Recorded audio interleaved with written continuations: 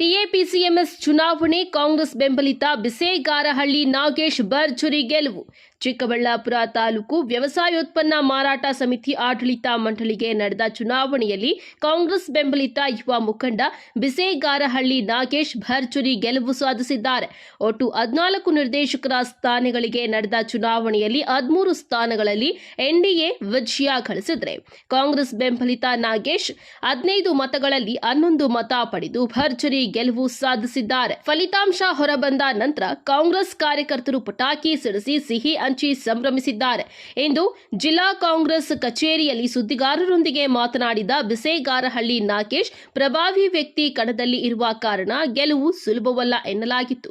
ಇನ್ನು ಪ್ರವಾಸದಲ್ಲಿ ಇರುವ ನನಗೆ ಶಾಸಕ ಪ್ರದೀಪ್ ಈಶ್ವರ್ ಹಾಗೂ ಅಡ್ಗಲ್ ಶ್ರೀಧರ್ ಅವರು ಪ್ರೇರಣೆ ನೀಡಿ ಧೈರ್ಯ ತುಂಬಿ ಚುನಾವಣೆಯಲ್ಲಿ ಸ್ಪರ್ಧಿಸಲು ಕರೆತಂದು ಗೆಲುವಿಗಾಗಿ ಶ್ರಮಿಸಿದ್ದಾರೆ. ನನ್ನ ಗೆಲುವಿಗೆ ಉಸ್ತುವಾರಿ ಸಚಿವ ಡಾಕ್ಟರ್ ಎಂಸಿ ಸುಧಾಕರ್, ಶಾಸಕ ಪ್ರದೀಪ್ ಈಶ್ವರ್ ಅವರ ಅಭಿವೃದ್ಧಿ ಕಾರ್ಯಗಳಿಂದಾಗಿ ನನ್ನ ಮೇಲೆ ನಂಬಿಕೆ ಇಟ್ಟು ಮತದಾರರು ನನ್ನನ್ನ ಗೆಲ್ಲಿಸಿದ್ದಾರೆ. ಉಸ್ತುವಾರಿ ಸಚಿವ ಡಾಕ್ಟರ್ ಎಂಸಿ ಸುಧಾಕರ್ ಅವರಿಗೆ, ಕ್ಷೇತ್ರದ ಯುವಕರಿಗೆ ಬೆನ್ನೆಲುಬಾಗಿರುವ ಶಾಸಕ ಪ್ರದೀಪ್ ಈಶ್ವರ್ ಹಾಗೂ ಪ್ರಮುಖವಾಗಿ ನನ್ನ ಗೆಲುವಿಗೆ ಕಾರಣವಾದ ಅಡ್ಗಲ್ ಶ್ರೀಧರ್ ಅವರಿಗೆ ಹಾಗೂ ನನ್ನ ಪರವಾಗಿ ಹಾಗೂ ಮತ ಚಲಾಯಿಸಿದವರಿಗೆ ಧನ್ಯವಾದಗಳನ್ನು ತಿಳಿಸುತ್ತೇನೆ ಎಂದು ಹೇಳಿದ್ದಾರೆ. ಇನ್ನು ಸೋಮವಾರ ಕಾಂಗ್ರೆಸ್ ಜಿಲ್ಲಾ ಕಚೇರಿಯಲ್ಲಿ ಹಲವಾರು ಕಾಂಗ್ರೆಸ್ ಮುಖಂಡರು ಬಿಸೇಗಾರಹಳ್ಳಿ ನಾಗೇಶ್ ಅವರಿಗೆ ಶುಭಾಶಯ ವಿನಿಮಯ ಮಾಡಿಕೊಂಡಿದ್ದಾರೆ. ಪ್ರದೀಪ್ ಈಶ್ವರಣ್ಣನವರಿಗೂ ಅವ್ರಿಗೂ ಸಹ ನಾನು ಜಯಗಳಿಸುವ ಮುಖಾಂತರ ಅವ್ರಿಗೂ ಸಹ ಅಭಿನಂದನೆ ಸಲ್ಲಿಸ್ತಾ ಇದ್ದೀನಿ. ಅದೇ ರೀತಿಯಾಗಿ ನಾನು ಈ ಒಂದು ಗೆಲುವು ಮುಖ್ಯವಾಗಿ ಕಾರಣ ಗೆಲ್ಲಬೇಕಾದ ಮುಖ್ಯ ಕಾರಣ ರೂವಾರಿ ವಹಿಸಿದ್ದಕ್ಕಂಥ ನಮ್ಮ ಕೆಪಿಸಿಸಿ ಪ್ರಧಾನ ಕಾರ್ಯದರ್ಶಿಯಾದಂಥ ಅಡ್ಗಲ್ ಶ್ರೀಧರ್ ಅವ್ರಿಗೂ ಸಹ ನಾನು ಅಭಿನಂದನೆ ಸಲ್ಲಿಸ್ತಾ ಇದ್ದೀನಿ. ಅದೇ ರೀತಿಯಾಗಿ ಏನು ನನಗೆ 11 ಮತಗಳನ್ನು ಕೊಟ್ಟು ನನ್ನ ಜಯಶೀಲನನ್ನಾಗಿ ಮಾಡಿದ್ದಾರೆ, ಅವರಿಗೆ ನಾನು ಚಿರಋಣಿಯಾಗಿದ್ದು ಅವ್ರಿಗೆ ನಾನು ಸಾಷ್ಟಾಂಗ ನಮಸ್ಕಾರಗಳನ್ನು ಹೇಳ್ತಾ ಇದ್ದೀನಿ. ಅದೇ ರೀತಿಯಾಗಿ ನಮ್ಮ ಕಾಂಗ್ರೆಸ್ ಪಕ್ಷದ ಹಿರಿಯ ಮುಖಂಡರಿಗೂ ಮತ್ತು ನಮ್ಮ ಕಾರ್ಯಕರ್ತರಿಗೂ ಸಹ ಅವ್ರಿಗೂ ಸಹ ನಾನು ಅಭಿನಂದನೆಗಳನ್ನು ತಿಳಿಸ್ತಾ ಇದ್ದೀನಿ. ಮತ್ತು ನಾನು ಚುನಾವಣೆಗೆ ನಾಮಪತ್ರ ಸಲ್ಲಿಸಿದಾಗಿಂದಲೂ ಸುಮಾರು ನಮ್ಮ ಪಕ್ಷದಲ್ಲಿರುವಂತಹವರು ಬೇರೆಯವರು ಸಹ ನೀವು ಚುನಾವಣೆಯಲ್ಲಿ ಗೆಲ್ಲೋದಕ್ಕಾಗಲ್ಲ, ಪ್ರಭಾವ ವ್ಯಕ್ತಿಗಳಿದ್ದಾರೆ, ಅವ್ರ ಮೇಲೆ ಗೆಲ್ಲೋದಕ್ಕಾಗಲ್ಲ ಅಂತ ಹೇಳ್ಬಿಟ್ಟು ಸುಮಾರು ಜನ ನಮ್ಮ ಪಕ್ಷದವರೇ ನನಗೆ ಒಂದು ಕ್ವಶನ್ ಹಾಕಿದ್ರು.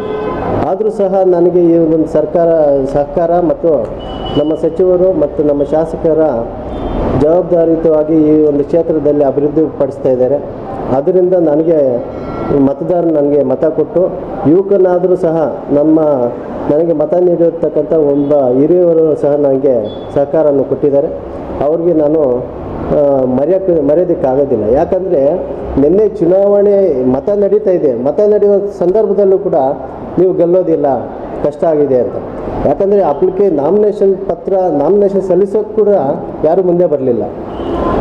ನಾನು ನಮ್ಮ ಫ್ಯಾಮಿಲಿ ಜೊತೆ ಟ್ರಿಪ್ ಹೋಗಿದ್ದೆ.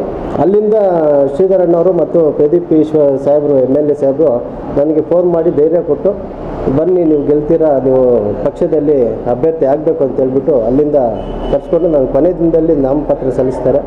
ಆವಾಗಿಂದ ನನಗೆ ಶ್ರಮ ಮತ್ತು ನಮ್ಮ ಶ್ರೀಧರಣ್ಣನವರ ಶ್ರಮ, ನಮ್ಮ ಶಾಸಕರು, ನಮ್ಮ ಸಚಿವರ ಶ್ರಮ ಇವತ್ತು ನಮಗೆ ಗೆಲುವು ಸಿಕ್ಕಿದೆ.